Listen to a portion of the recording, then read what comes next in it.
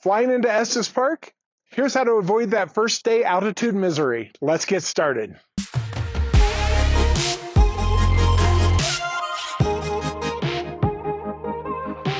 Hi, I'm Jeff Abel from Estes Park Living with Signature Home Team. Welcome back to our channel, and if you're new here, thanks for joining us. We share insights about the real estate market here in Estes Park and across all of northern Colorado, and we give you a glimpse into what it's like to live in one of the most beautiful places on the planet.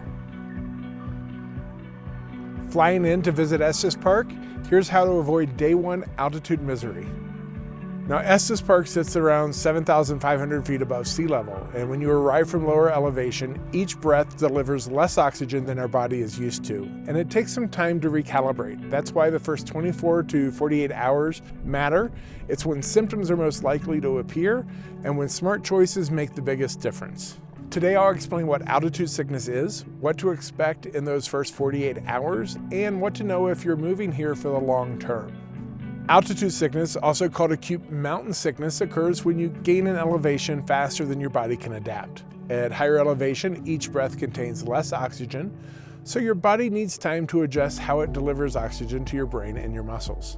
Now, most people notice symptoms within 6 to 24 hours after arrival, and some common symptoms include a headache, fatigue or weakness, nausea or an upset stomach, dizziness, lightheadedness, shortness of breath, especially during exertion, and a lighter or more restless night of sleep.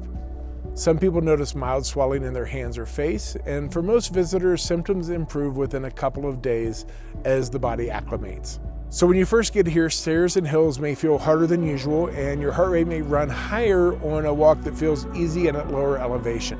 Sleep often feels lighter the first night or two, so don't schedule your biggest hike on day one.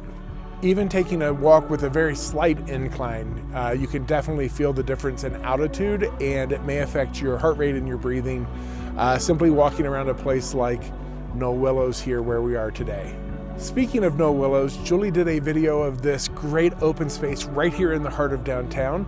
Be sure to check that out. We'll put a link in the description.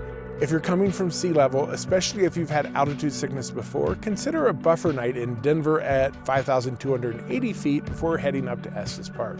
Arrive well hydrated and keep day one easy, choosing gentle walking instead of a strenuous hike. For the first day or two, limit alcohol, keep caffeine moderate, and choose simple, higher carbohydrate meals. If you've had altitude issues before or you have a must-perform itinerary, be sure to talk to your doctor about any advice they may have. I am not a doctor, nor do I play one on TV.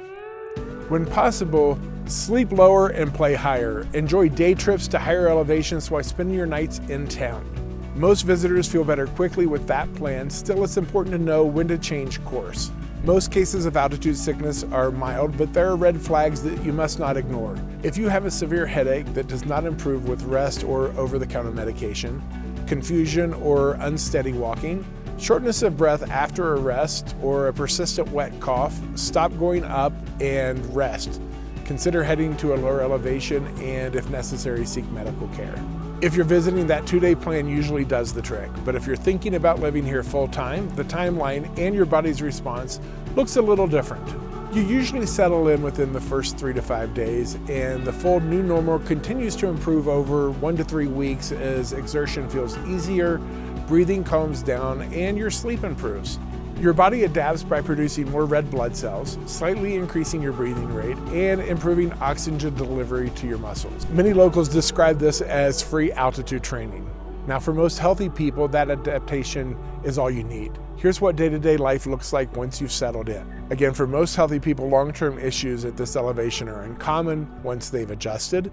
Many residents notice better stamina over time. Some situations do call for a plan with your clinician so you can settle in confidently. People with heart or lung conditions such as COPD, pulmonary hypertension, or heart failure, and people with sleep apnea, those who are pregnant, and people with anemia should make a plan with their doctor before or shortly after moving. Support may be as simple as adjusting a CPAP setting, pacing activities, or monitoring oxygen levels under medical guidance. In this video, I've been sharing some general information, and it's not intended to be medical advice, so please talk with your healthcare professional about your specific situation. A couple quick tips of things you might want to have with you when you're first getting into town. If you're arriving from a lower elevation, and we've talked about being hydrated, one of the things you're going to want to bring with you or pick up is one of these. It's a reusable emotional support water bottle. It will handle all of your altitude problems and keep you comfortable while you're here. The second thing is you may want to have an extra can of this boost oxygen. These are available all over town, whether that be at the pharmacy or several of the gift shops carry these. So between these two things, these will help with recovery if you've got altitude sickness. I hope you've enjoyed this video and found it informative. As a reminder, I'm a licensed real estate agent here in Colorado. So if you have any real estate related questions or you're thinking about making a move, I would love to be your resource. If you did find this video helpful, please hit that like button because it helps our channel grow, and click subscribe so you get our video next week when it comes out. Until then, I'll see you around town.